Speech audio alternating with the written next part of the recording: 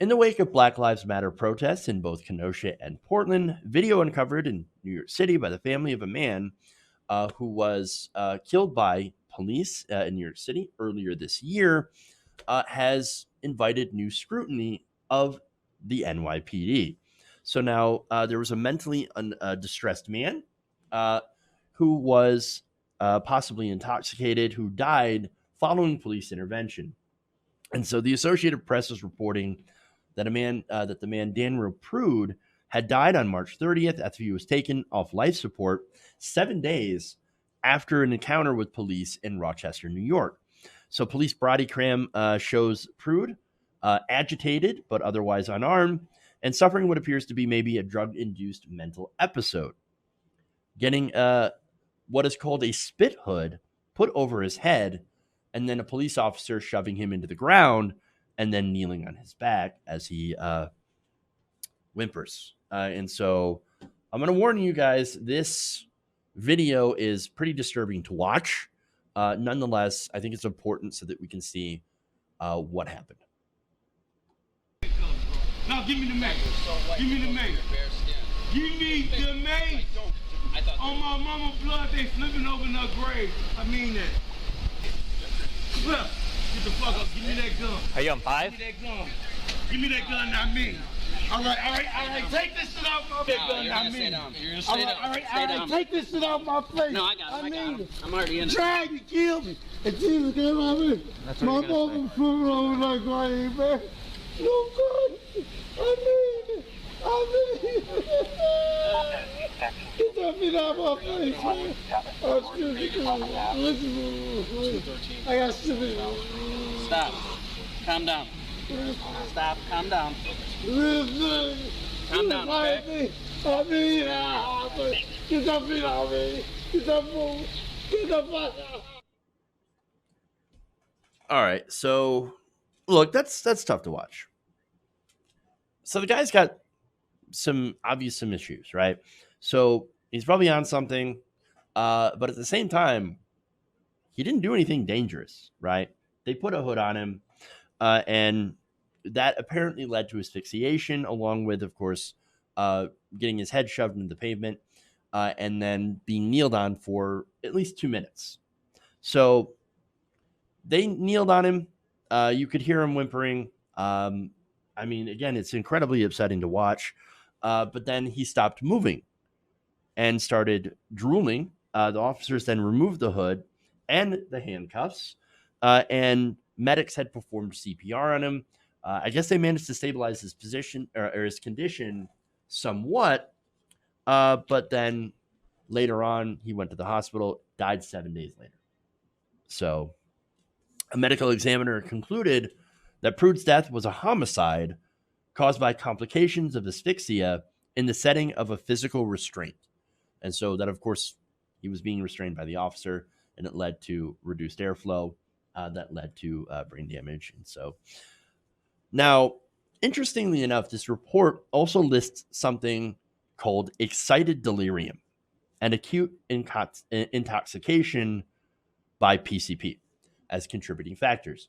And so, look, yeah, he was on something. It's very clear that he was in some sort of mental distress, or, or as well as having mental distress, as well as being on drugs. But at the same time, right? What is this excited delirium? Well, turns out excited delirium is not a real thing. Okay, it's made up. It's not a real condition that's recognized. Now, that said, it gets cited in a lot of police encounters. So let me read it, right? So it's described, excited delirium. It's described as a combination of psychomotor agitation, delirium, and sweating. It may include attempts at violence, unexpected strength, and very high body temperature. So now look, the guy was obviously naked, right? You could see that from the video. So they can say, well, look, excited delirium. Look at this guy. He had some agitation. Obviously, he had a bit delirious, and he had to have been really hot because he was naked, right? Okay, but here's what else it reads. It may include attempts at violence, unexpected strength, As I said, high blood pressure. Complications may include high blood potassium, which, by the way, too much potassium in the blood can be dangerous for your heart, can cause heart attacks. And oh, look at that. That might be a way to explain, I don't know, why sometimes police officers, I mean, it can be used to explain away why sometimes actions by police officers lead to cardiac arrest. So, how convenient, right? But as I said before, it's not a real condition. Excited delirium is not recognized by the World Health Organization, the American Psychiatric Association, or the American Medical Association. And therefore, it is not listed as a medical condition in the DSM manual, the DSM-4. So it's not a real thing. And by the way, Elijah McClain, and this is also, this goes hand in hand with excited delirium, right? Because you have police officers that carry around, I'm sorry, not police officers, you have police officers that call medical professionals, paramedics, and ask them to inject ketamine into people that they say are resisting that. Well, they've got excited delirium. That means that you need to inject them with ketamine. That's what happened to Elijah McClain. He died after being injected with ketamine. They said he had excited delirium. Okay.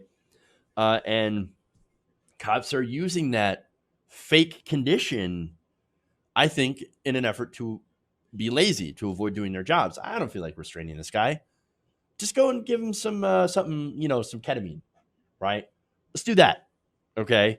But in this case, that's not what happened. I don't think he was injected with ketamine here because he was already on something.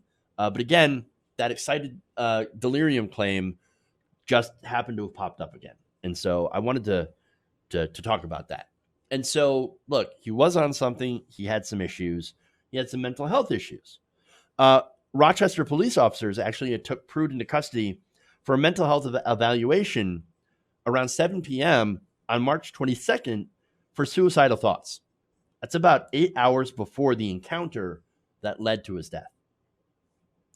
But his brother said he was only at the hospital for a couple of hours, according to the reports. And then his brother, Joe Prude, called 911 at about 3 a.m. to report that his brother was missing, that he had left the house. And so he called the police to try to help his brother because, hey, he's been having some suicidal thoughts. He's got some issues right here. And look, help him. Please help him, right? Now, his aunt, Latoria Moore, said he did have psychological problems, but generally had not been a danger to the community. And so that's the thing about mental health.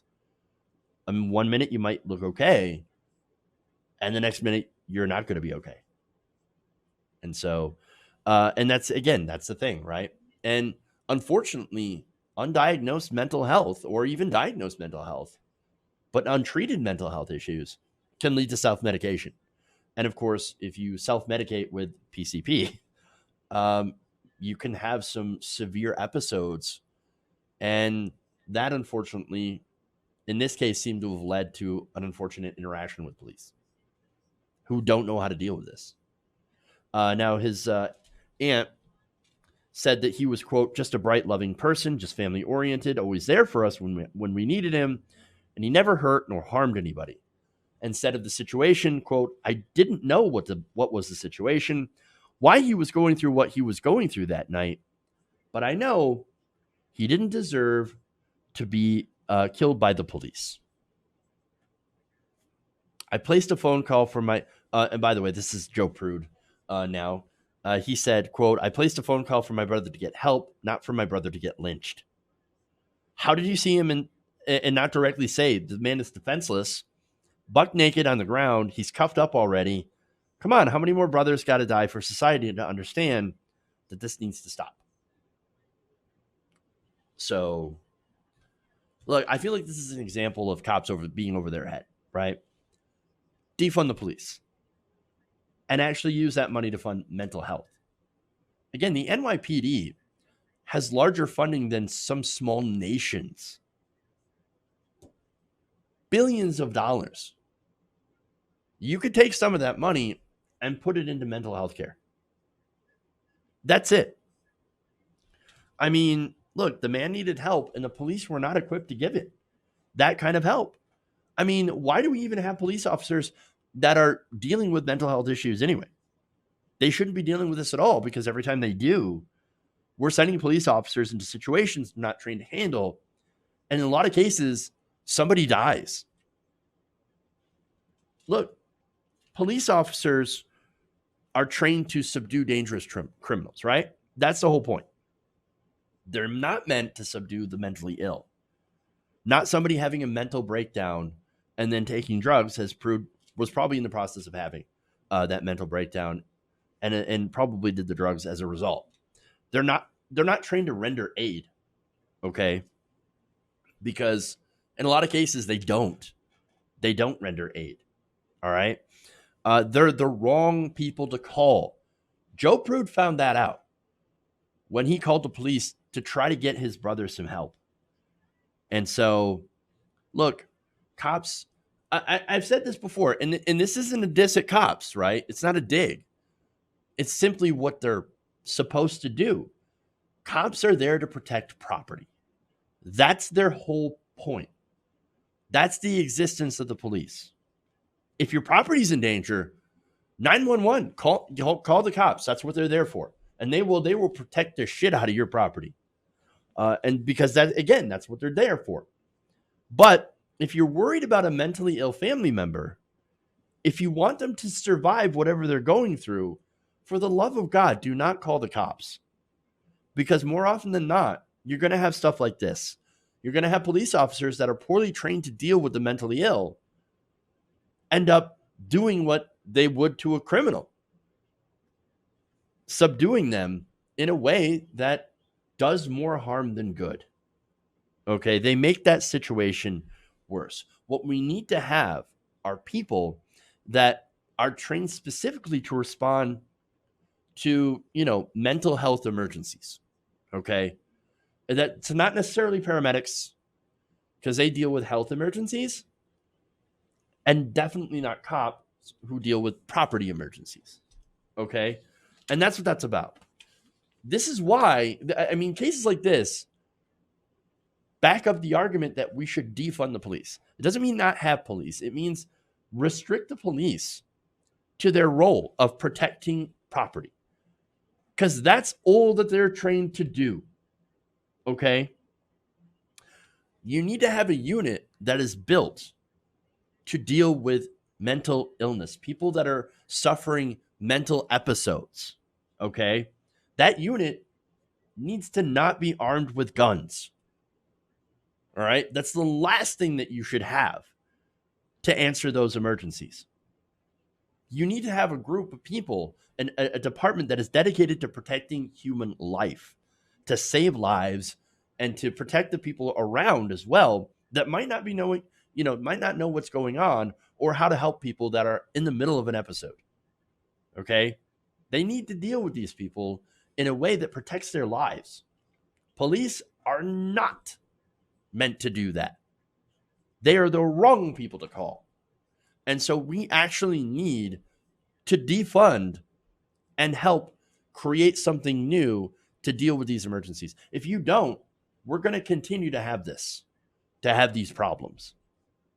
And innocent people, and yes, Black people that can't afford to get mental health care, because for some reason in this country, we think healthcare, and mental health care is some sort of a luxury. This is going to keep happening. And so we have to do something. We have to, again, I think we need to have universal healthcare. And on top of it, an agency dedicated to dealing with people with mental illness in a way that helps save their lives and protects the people around them. And they have to not be able to use lethal force.